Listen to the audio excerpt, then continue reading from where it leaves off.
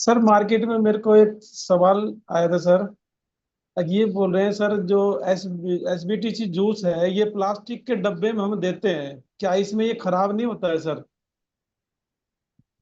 मतलब डिब्बे के बारे में पूछ रहा है या फिर डिब्बे के अंदर प्रोडक्ट खराब हो जाएगा उसके बारे में पूछ रहा है? सर डिब्बे के अंदर जैसे एसबीटीसी खराब हो जाते हैं तो ये प्लास्टिक के डिब्बे में ही कंपनी क्यों दे रही है, मतलब? जूस को देने का दूसरा ऑप्शन फिर होगा ग्लास बॉटल्स, शीशे के यस। डिब्बे। शीशे के यस। डिब्बे पे आप हर जगह पे पहुंचा नहीं सकते हैं। यस। जो प्लास्टिक हम यूज करते हैं वो परमिटेड है। परमिटेड का मतलब, चलो ये अच्छा सवाल पूछा, दो तीन और भी इससे रिलेटेड बातें हमें बताऊंगा। जैसे हम बोलते हैं ना कि preservative free, this free, that free, colour flavour free है, प्रिजर्वेटिव फ्री है। कुछ चीजों में प्रिजर्वेटिव डालना जरूरी होता है। बिना प्रिजर्वेटिव का आप नहीं बना सकते। कुछ चीजें ऐसी भी होती है जिसमें आप प्रिजर्वेटिव डाल ही नहीं सकते। एग्जाम्पल, जो भी आई ड्रॉप्स होते हैं, यस। मेडिसिन, जो ईयर ड्रॉप्स होते हैं, उसमें जी। प्रिजर्वेटिव्स नहीं डाले होते हैं। वो स्टेराइल फॉर्मूला है। स्टेराइल का मतलब है जिस डिब्बे में वो दवाई डाली गई और जो दवाई उसमें डाली गई उसको बैक्टीरिया फ्री करके बनाया गया, बैक्टीरिया फ्री एनवायरनमेंट में उसको पैक किया गया। यानी आप उसको खोले बिना जब तक चाहो अच्छा रख सकते हो। एक बार खोल दिया, 7 दिन के अंदर में या फिर 1 महीने के अंदर में यूज करना पड़ेगा।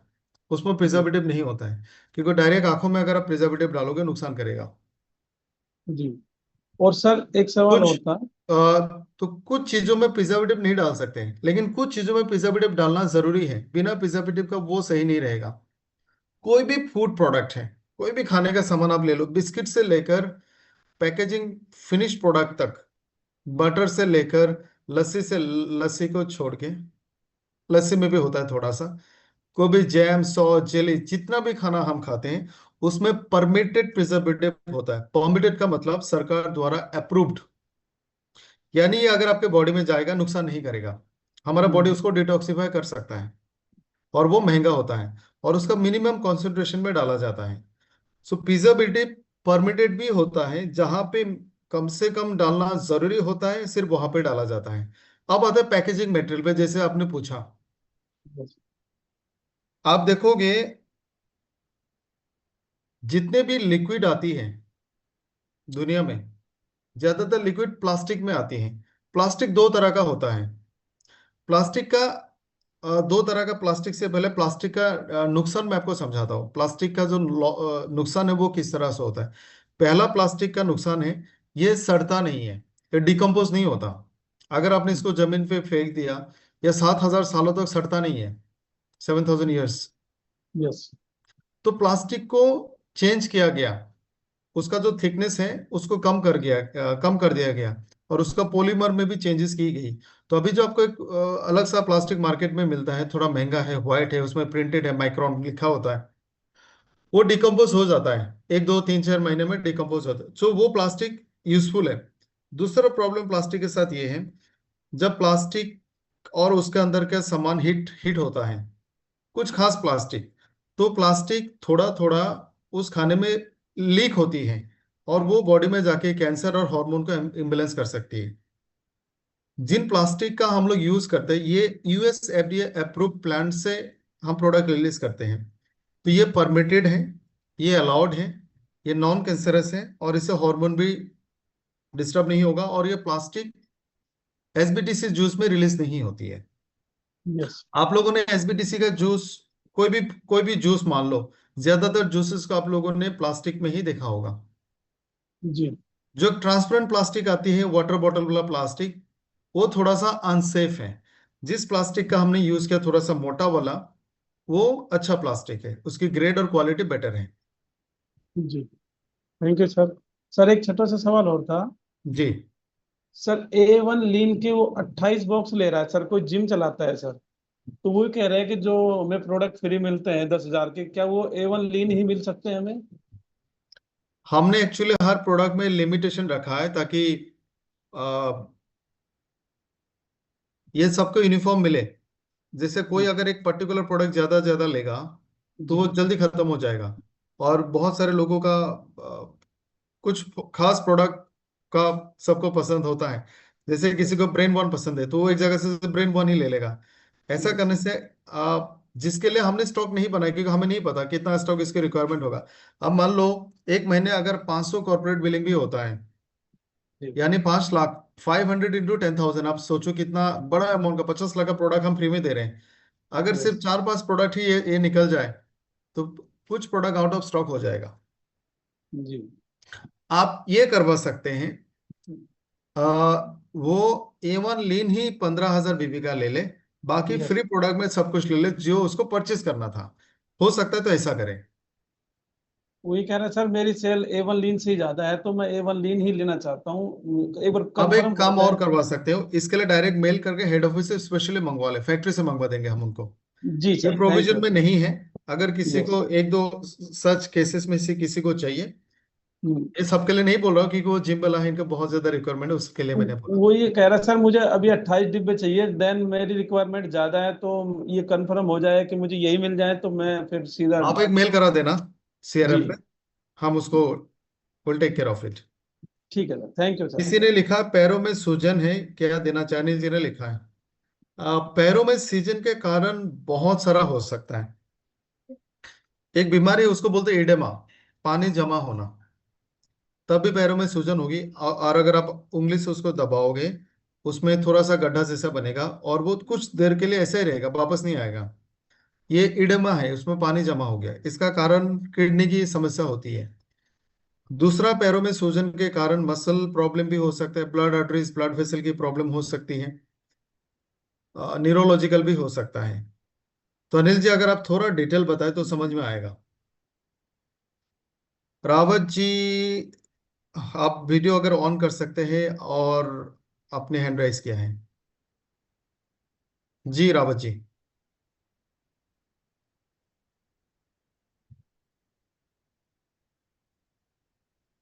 डिस्कनेक्ट हो गए। संभाभी चंद्रा, वीडियो ऑन करके एक बार अनम्यूट हो जाइए।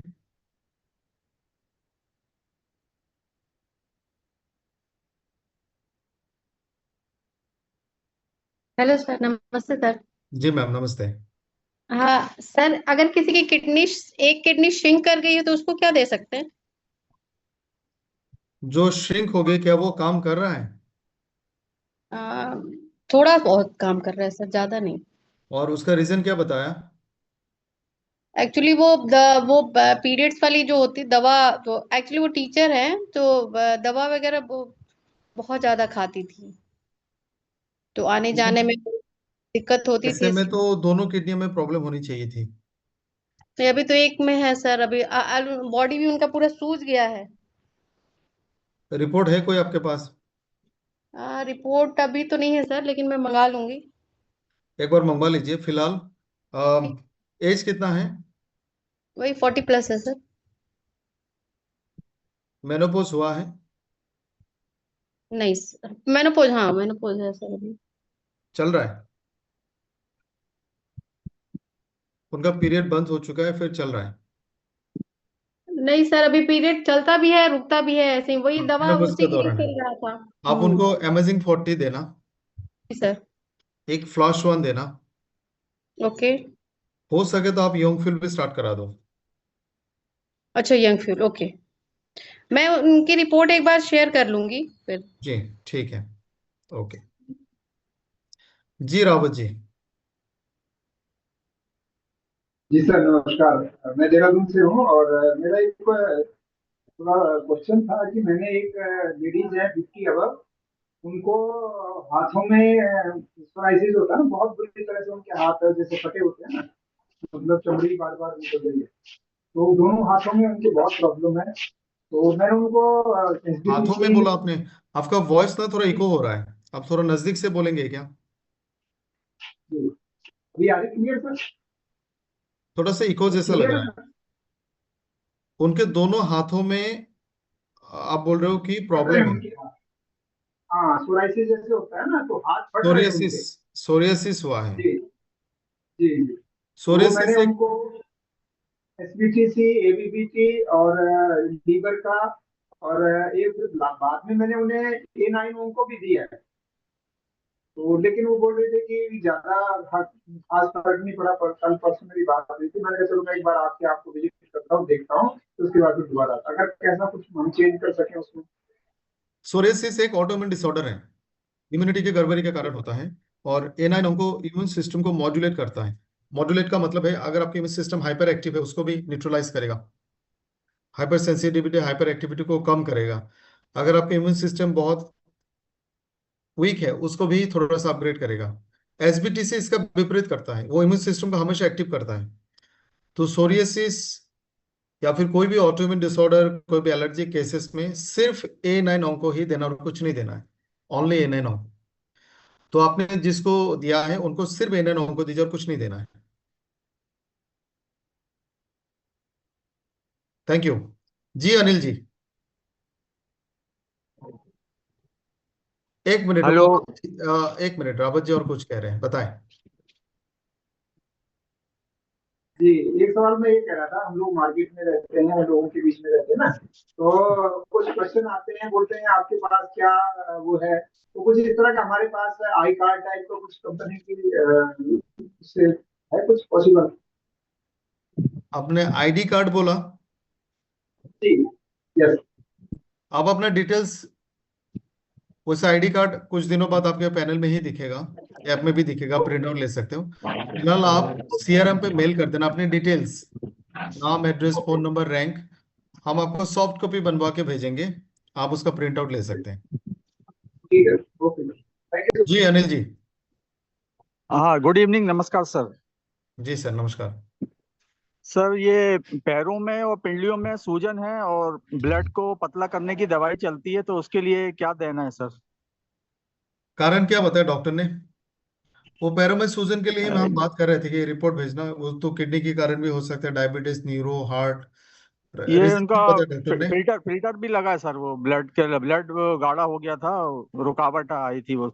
तो उनको हार्ट की प्रॉब्लम है, किडनियां खराब होने से हार्ट की प्रॉब्लम होती है, हार्ट की प्रॉब्लम से किडनियां खराब होती है। सो जी किडनी की जी प्रॉब्लम हो सकती है। आप उनको एक फ्लैश वन देना, एक हार्ट वन देना, जी हो सके तो यंग फ्यूल भी देना, heart one, flash one, young fuel. जी। सर, रिपोर्ट कहाँ पे भेजने का बोल रहे हैं सर, रिपोर्ट? मैं एक मेल आईडी भेजता हूँ, इस मेल आईडी पे आप लोग मेल कर सकते हो। जी जी जी। Okay okay, thank you sir. कोई भी रिपोर्ट, कोई भी चीज आप यहाँ पे मेल कर सकते हो। जी सर जी। चैट बॉक्स में लिख दिया। जी जी, थैंक यू।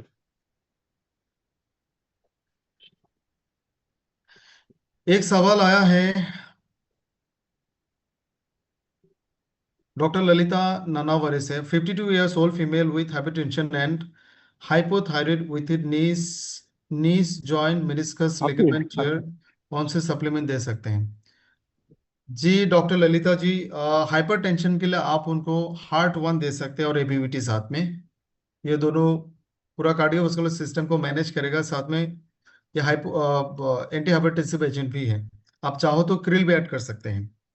थायराइड के लिए, हाइपोथायराइडिज्म के लिए आप थायरो वन उनको दे सकते हैं। और जो जॉइंट्स की प्रॉब्लम है, जहाँ पे लिगामेंट टियर हुआ है, आप उनके लिए एक ऑर्थो वन दे सकते हैं। So heart one, ABVT juice, flex या फिर क्रिल, थायरो वन और ऑर्थो वन, ये 4-5 प्रोडक्ट आप उनको रेकमेंड कर सकते हैं। मनीर जी ने लिखा है, प्रोस्टेट में कौन सा प्रोडक्ट दे सकते हैं, 65 years ओल्ड। हमारे प्रोडक्ट बहुत आसान है समझना और बताना।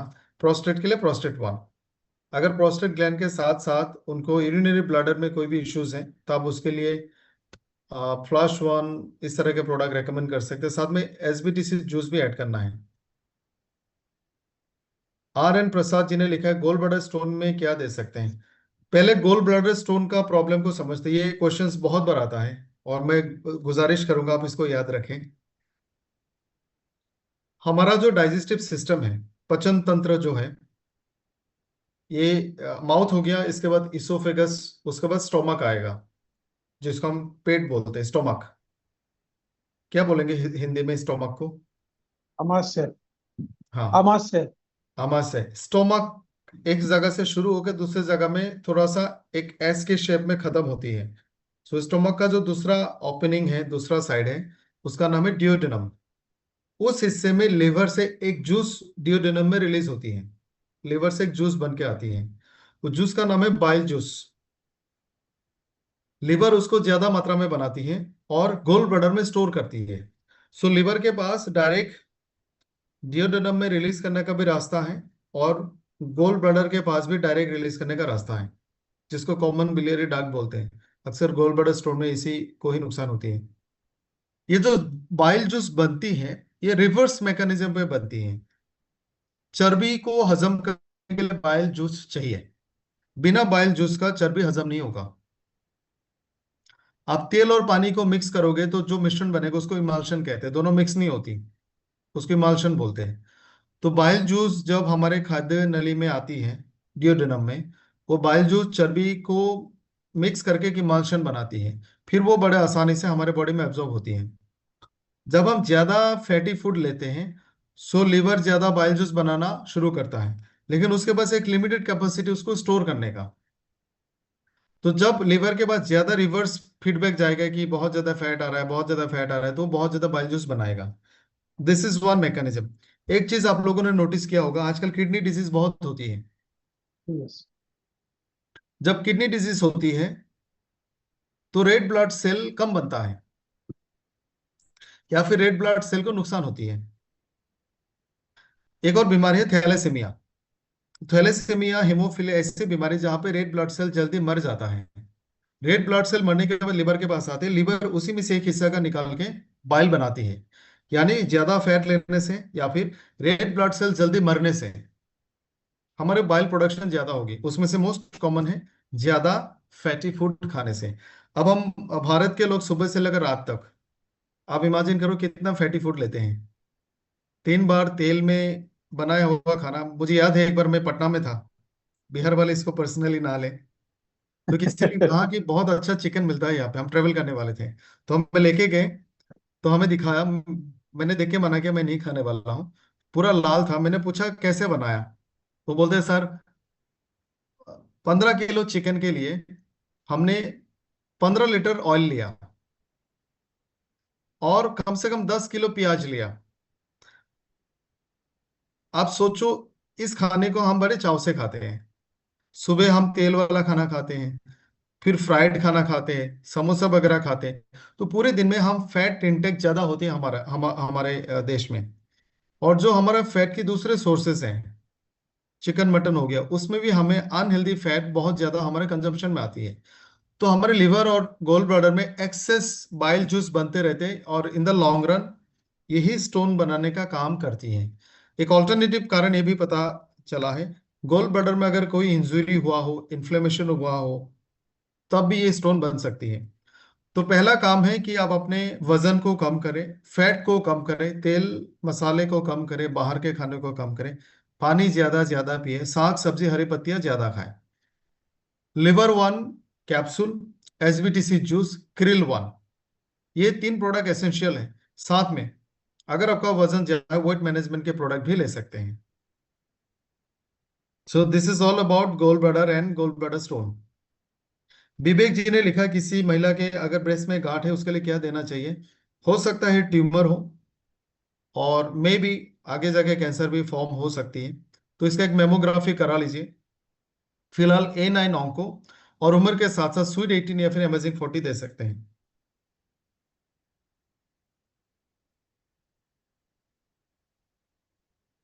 गौतम जी ने लिखा है, शुगर के लिए क्या दें। डायबिटल 1, लिवर 1, एसबीटीसी जूस, कार्ब कट 1। और अगर उनको डायबिटीज के कारण आंखों में प्रॉब्लम है, नर्व की प्रॉब्लम है, तो I1, ब्रेन 1, इस तरह के प्रोडक्ट भी रेकमेंड कर सकते हैं। अशोक जी ने लिखा है कि किसी के बच्चेदानी में गांठ हुआ है तो उसको क्या देना चाहिए। कभी भी सिस्ट होती है, लंप होती है, गांठ होती है, खास करके फीमेल्स को यूट्रस में, फेलोपियन ट्यूब में या फिर ओवरीज में, इसका एक कनेक्शन देखा गया है, ओवरवेट, वजन ज्यादा होना। तो वेट मैनेजमेंट का प्रोडक्ट आप उनको दें।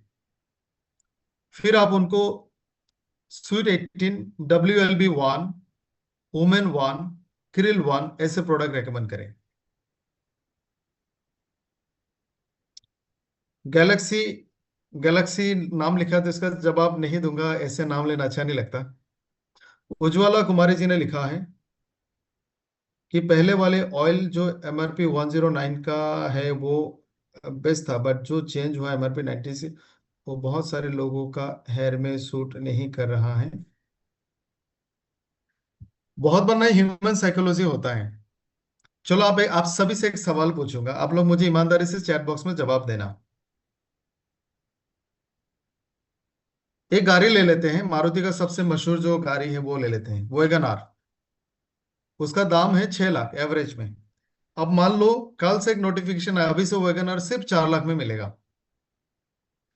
तो आप लोगों को, कितने लोगों को लगेगा कि प्राइस कम होने से क्वालिटी में गड़बड़ हो गई होगी? सबको लगेगा, नहीं तो कंपनी 2 लाख कैसे कम करता। तो हम जनरली ये मान के चलते हैं कि प्राइस कम हुआ है तो क्वालिटी भी कम हुई है।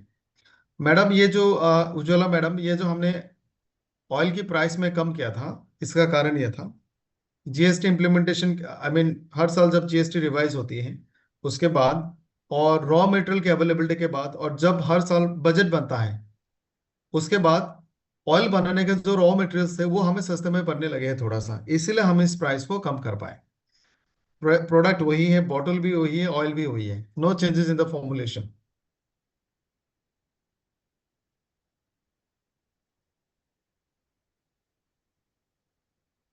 मुमताज जी ने लिखा, एक पेशेंट है, हिप्स के बॉल का ऑपरेशन हुआ है, फेल हो गया, 2 महीने से ऑर्थोवन, जॉइंट फ्लेक्सर, ऑन्को, कैलमेक्डी, कोई फर्क नहीं हुआ, बहुत ज्यादा दर्द है, शी 45।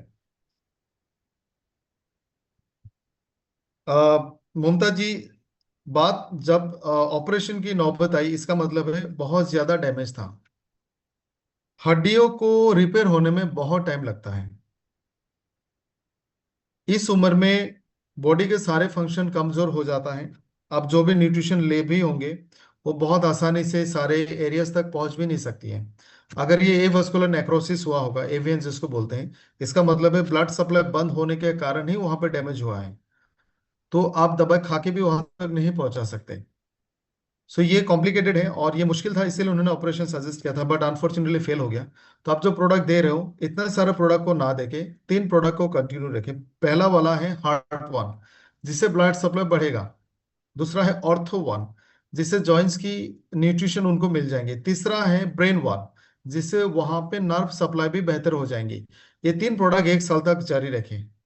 कैल्शियम भी एड ऑन करना बीच बीच में। कविता जी, अभी मैंने सोरियस के लिए, एक्जिमा के लिए बताया था, सोरियसिस के लिए भी सेम ही है। ये भी ऑटोइम्यून डिजीज है। आप उनको A9 उनको दे सकते हैं, और लगाने के लिए सिर्फ एलोजेल, और कुछ भी नहीं देना है। सुनील जी ने एक सवाल लिखा है, सिकल सेल में क्या दे सकते हैं? ये एक तरह का जेनेटिक डिजीज है। आप सभी ने एनीमिया बीमारी के बारे में सुना होगा। एनीमिया खून की कमी को कहा जाता है। इसके बहुत सारे कारण हैं। अगर आपके शरीर में हेमोग्लोबिन कम होगा, आयरन कम होगा, तो आपको एनीमिया होगा। एनीमिया के 1-2 और कारण भी हैं। Genetically RBC, red blood cell देखने में एक सर्कल जैसा होता है, डिस्क जैसा होता है। मान लो वो मोटा वाला पराठा होता है ना, उसके जैसा थोड़ा बहुत। पिज्जा का जो बेस है उसके जैसा दिखता है रेड ब्लड सेल, फ्लैट है, गोल है। एक डिजीज है, वो जेनेटिक है। एक क्रोमोसोम में, एक DNA में कुछ गड़बड़ी के कारण वो जो रेड ब्लड सेल का शेप है, वो पराठा जैसा गोल नहीं रहता, वो ऐसा बन जाता है, लंबा सा। जब ये लंबा बन जाता है, ये ऑक्सीजन कैरी नहीं कर सकता ज्यादा, या फिर कर ही नहीं सकता। इसी को ही सिकल सेल एनीमिया कहा जाता है। ये जेनेटिक है। तो इसका 2 सोल्यूशन हो सकता है। पहला, आप उसको हेमोफोर्टिन दो, जिससे बॉडी ज्यादा रेड ब्लड सेल बनाएगी। दूसरा, आप उनको, ये अंदाजा से दे रहे हैं हम लोग, यंग फ्यूल, क्योंकि ये NMN पे काम करते हैं, DNA पे काम करते हैं, हो सकता है लॉन्ग टाइम में वो जीन एक्सप्रेस हो पाए जिससे राउंड RBC बनती है।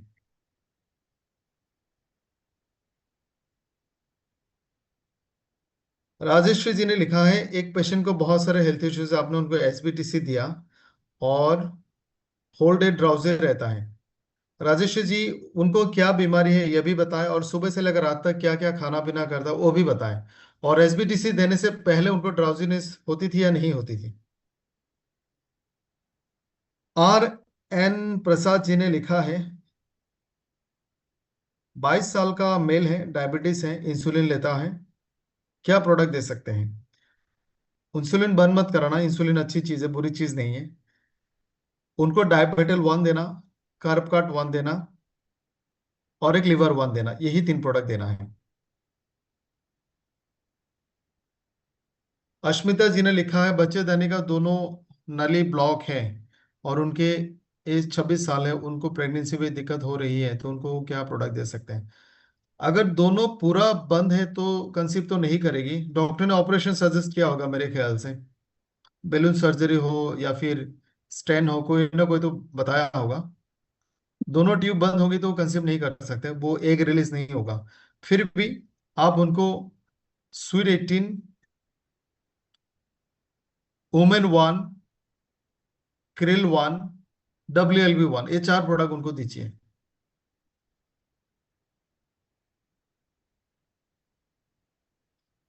और रतिलाल जी ने लिखा है कि हमारे हेयर ऑयल में पैराबेन है क्या? बिल्कुल नहीं, जितने भी डरमार्ट के प्रोडक्ट है आप वहां पे दिखोगे, सारे ट्रेनिंग्स में हमने उन पर लिखा है सल्फेट फ्री, पैराबेन फ्री।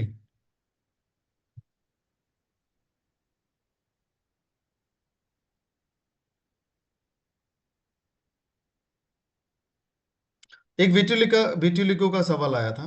विटिलिको का मतलब है व्हाइट पैचेस। इसका कारण है मेलानिन की उत्पादन कम हो गई है। ये बहुत सारे कारणों से होता है।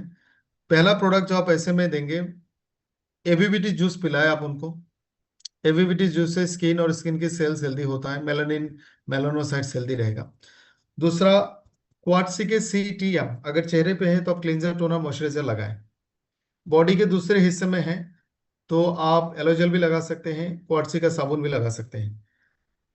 क्लींजर, टोनर, मॉइस्चराइजर के बाद या फिर मॉइस्चराइजर से पहले चेहरे में आप सिंपलिज्म सीरम भी लगाएं। तो CTM प्लस सीरम, एलोजेल और पीने के लिए एवीबीटी जूस और एक मल्टीविटामिन। राधा बथाम जी ने लिखा, 19 साल की लड़की है, बहुत ज्यादा हेयरफॉल होती है, 1 महीने से हेयर 1, स्वीट 18, लिवो 1, वुमेन 1 SBTC दे रहे हैं, रिलीफ नहीं मिल रहा है, और क्या दे सकते हैं? और कुछ नहीं देना, अपने प्रोडक्ट सारे सही दिए हैं। हेयर फॉल इस उम्र में थोड़ा सा होगा, इससे आप सभी के लिए बता दो। आप मान लो रोज जब आप नहाते हो कुछ ना कुछ आपका हेयर फॉल होता ही है, ऐसा कोई नहीं होगा जिसका हेयर फॉल नहीं होता है। अगर हेयर फॉल नहीं होगा आप बालों को कंट्रोल नहीं कर पाओगे। और इतना हेयर फॉल रोज होता है फिर भी हम टकले नहीं बन जाते हैं। उसका कारण ये है, जहां से एक हेयर फॉल होता है वहां से 20-25 नए हेयर जन्म भी लेता है। So here fall is a natural process. रोजाना 30-40 हेयर फॉल आपका नेचुरल होगा, वो हेल्दी है, क्योंकि उतना हेयर बनता भी है। 100-150 अगर होता है तो ये अब नॉर्मल है। कुछ हार्मोन अगर ज्यादा हो जाए बॉडी में, जैसे टेस्टोस्टेरॉन, तो हेयरफॉल ज्यादा होगा। कुछ विटामिन के कमी के कारण और कुछ विटामिन के ज्यादा होने के कारण हेयरफॉल होता है। सो ये जो एज है एडल्टहुड जिसको हम बोलते हैं, 19-20 साल, 17-18 साल, इस एज में कुछ हार्मोन ज्यादा बनती है, इसी के कारण पिंपल्स भी बनते हैं। सो हेयरफॉल लाजमी है। हेयर अपने सारे प्रोडक्ट सही दिए और इसका असर दिखने के लिए थोड़ा टाइम लगेगा, 3-6 महीना लगता है। सो सब्र रखें, इतना प्रोडक्ट काफी है, आप और 3 महीने तक लगातार यूज कराएं। निन्ने जी ने लिखा है, 45 की लेडी है, पूरा टाइम सिर दर्द होता है। सिर दर्द का कोई ना कोई रीजन होगा, बट सॉल्यूशन के बेसिस पे आप उनको SBTC और ब्रेन 1 दे सकते हैं। राजेश्वरी जी ने लिखा है, heart problem, paralysis, varicose vein, शायद आपने वही बोला था जिनको ड्राउजीनेस होता है। देखिए ऐसे में तो ड्राउजीनेस होना लाजमी है। हार्ट प्रॉब्लम होगा तो ऑक्सीजन सप्लाई कम होगा। पैरालिसिस होगा तो पूरे बॉडी में नर्व सप्लाई, या फिर जहां में भी पैरालिसिस है हुआ है वहां पे नर्व सप्लाई कम है। वेरिकोज वेन का मतलब कि खून वापस नहीं आ रहा है सही टाइम पे। जब खून वापस नहीं आएगा बॉडी में ऑक्सीजन फिर सर्कुलेट नहीं होगा। तो हार्ट प्रॉब्लम के लिए, वेरिकोज वेन के लिए हार्ट 1 पहला प्रोडक्ट है। वेरिकोज वेन के लिए दूसरा प्रोडक्ट है अश्वा 1+। पैरालिसिस के लिए brain 1। So heart 1, brain 1, Ashva 1+, ये 3-4 प्रोडक्ट आप उनको दे सकते हैं। फारहीन खान ने लिखा आर्थराइटिस की प्रॉब्लम, बैक पेन, वीकनेस, 65 की एज है। कोई भी आर्थराइटिस हो, किसी भी तरह का स्पॉन्डोलाइटिस हो, किसी भी तरह का जॉइंट्स की इंजरी हो, पहला प्रोडक्ट है ऑर्थो वन। दूसरा प्रोडक्ट है ब्रेन वन, क्योंकि जब स्पॉन्डोलाइटिस होती है तो दोनों साइड से निकलने वाले नार्व में कंप्रेशन होती है। सेम आपके जॉइंट्स में भी होगा, पेन होगा, तो ऑर्थो वन के साथ ब्रेन वन देने से वो पेन थोड़ा सा कम होता है। उसके बाद कैल्शियम, उसके बाद कोलाजन, जिससे कार्टिलेज, लिगामेंट्स और टेंडन्स को सही तरह से बनने में मदद मिलेगी। एक जॉइंट फ्लेक्सर या फिर क्रिल, ये सॉरी, एक फ्लेक्स या फिर क्रिल, ये दोनों भी आपको मदद करेगी। So ortho one, brain one, calcium, collagen, 4 product हो गया। उसके बाद फ्लेक्स या फिर क्रिल, ये 5 प्रोडक्ट आप 6 महीने यूज करें, उनको बहुत राहत मिलेगी। लेकिन ये जो एज है 65, फरहान खान, इस उम्र में आपको थोड़ा लंबा यूज करना पड़ेगा, up to 1 year. Amit Suryavanshi ji ने लिखा है ब्रेन में नॉन कैंसरस गांठ है, क्या दे सकते हैं? ब्रेन वन, A9 को।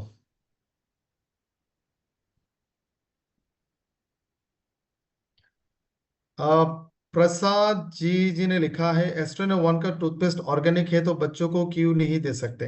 अच्छा सवाल है। बच्चों का टूथपेस्ट, उसमें दिए गए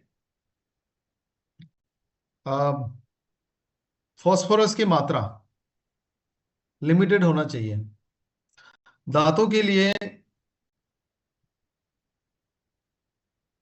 थोड़ा बहुत फ्लोराइड, फास्फोरस, ये सारे मिनरल्स की बहुत ज्यादा जरूरत होती है। इसमें से सबसे इंपॉर्टेंट फ्लोराइड है।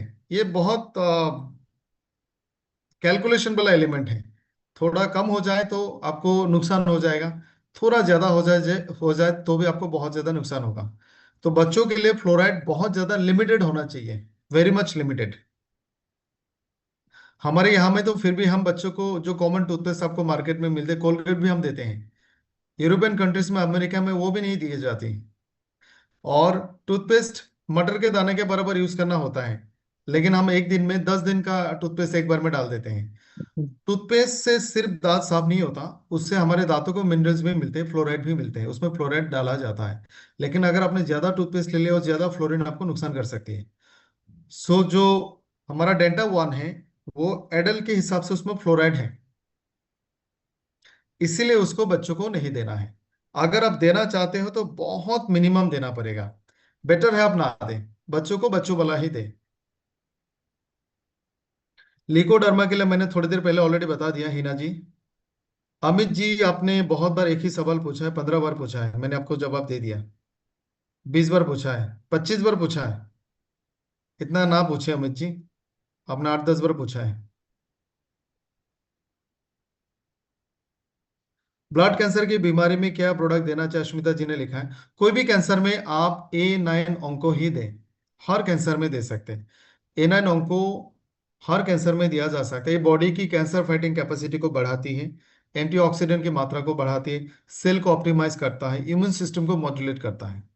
दूसरा, ये कैंसर बोन मेरो के कारण होता है तो आप एक हेमोफोर्टिन भी दे सकते हैं।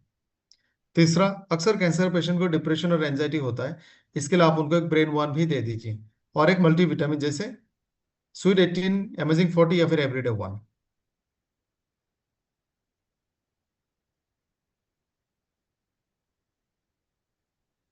अशोक जी ने लिखा है कि एक आदमी जब एसबीटीसी जूस लेता है तो पेट में पूरे दिन तलक दर्द रहता है, पूरे दिन तक। मुझे लगता है आपने पूरे दिन तक लिखा है। ऐसा होना तो नहीं चाहिए, क्योंकि ये हमारे पास इस तरह का आज तक नहीं आया। आप सभी से पूछूंगा, 190 लोग हैं यहाँ पे, आप लोग भी बताएं एसबीटीसी लेने से कितने लोगों को पेट दर्द हुआ है।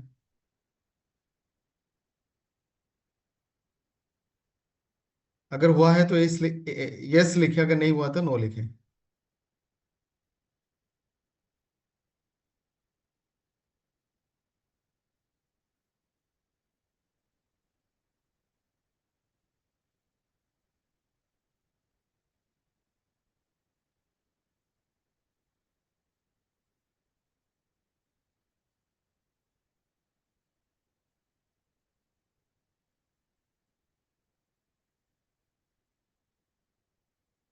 सारे लोगों ने नो लिखा है, सबके सब ने नो लिखा है, सब ने नो लिखा है। तो ये जो आपने पूछा था,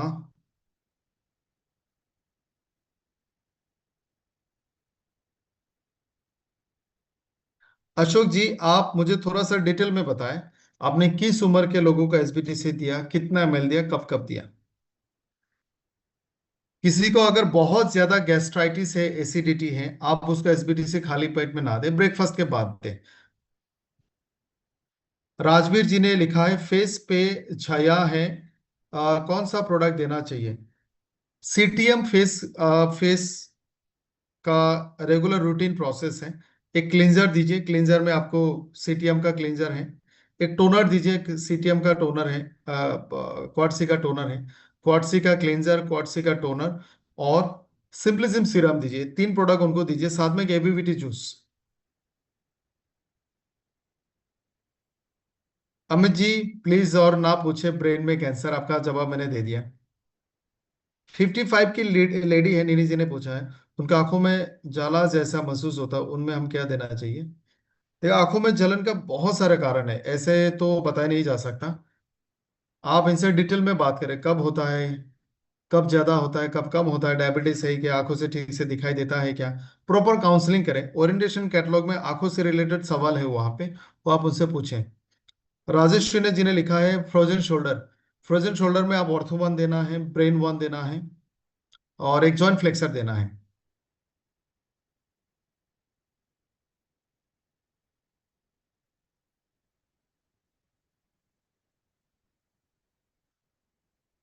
उज्ज्वला जी ने लिखा है बेबी को एस्ट्रेनो वन का फेस वॉश यूज कर सकते हैं।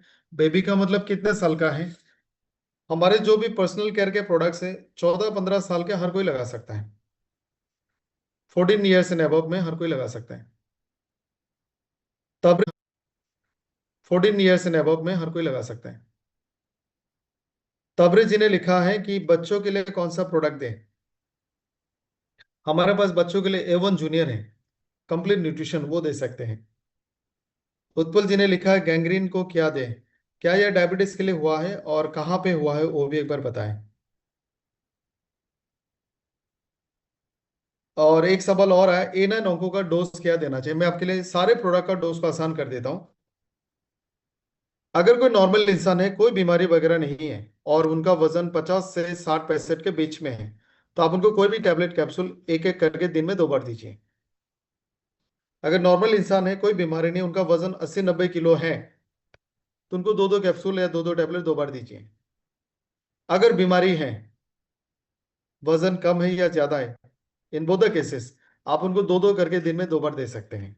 सो A9 अंको अगर आप कैंसर वाले को दे रहे हैं, तो आप इनिशियली कुछ महीनों तक 2-2 करके दिन में 3 बार दीजिए, फिर कम से कम 2-2 करके 2 बार तक उसको रखना है।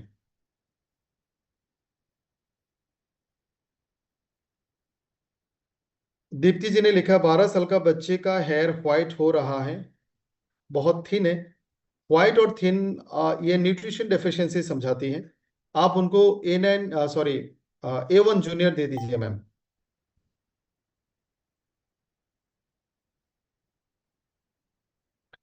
अशोक जी ने लिखा है 60-65 साल, आप एसबीटीसी के बारे में पूछ रहे होंगे, उनको कोई बीमारी है, कोई कंडीशन है, वो भी बताइए। आदित्य जी ने लिखा पैनिक अटैक में क्या दें? पैनिक अटैक के दौरान आ, अगर किसी को पैनिक अटैक आ चुकी है, तो इसका मेडिसिन है क्लोनाजेपम। तो उस वक्त तो क्लोनाजेपम में हेल्प करेगा, ब्रेन वन थोड़ा सा हेल्प करता है। लेकिन जिनको पैनिक अटैक्स आते हैं, आप उनको रेगुलर ब्रेन वन देते रहें। ब्रेन वन और कोडिसिव कॉफी, वो थोड़ा सा रिलैक्स रहेंगे और पैनिक अटैक की चांसेस और फ्रीक्वेंसी कम हो जाएंगे।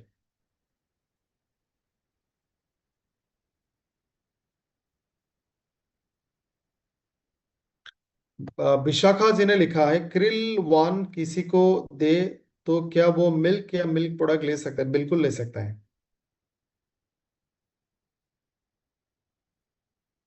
मोहम्मद मनीर अली जी ने लिखा उम्र से पहले बाल सफेद हो रहा है, 17 साल का है, बहुत सारे कारणों से होता है। हेयर वन दीजिए और एक अच्छा सा हेयर ऑयल हमारा भी दे सकते हैं, साथ में आप हमारा शैम्पू भी दीजिए। और एक मल्टीविटामिन भी देना। आप इस केस में एवरीडे 1 दे सकते हैं।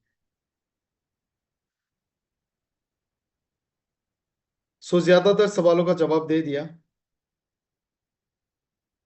आप सभी से मेरा रिक्वेस्ट है कि जो दोपहर के 3 बजे का ट्रेनिंग होता है, मंडे वेडनेसडे एंड फ्राइडे,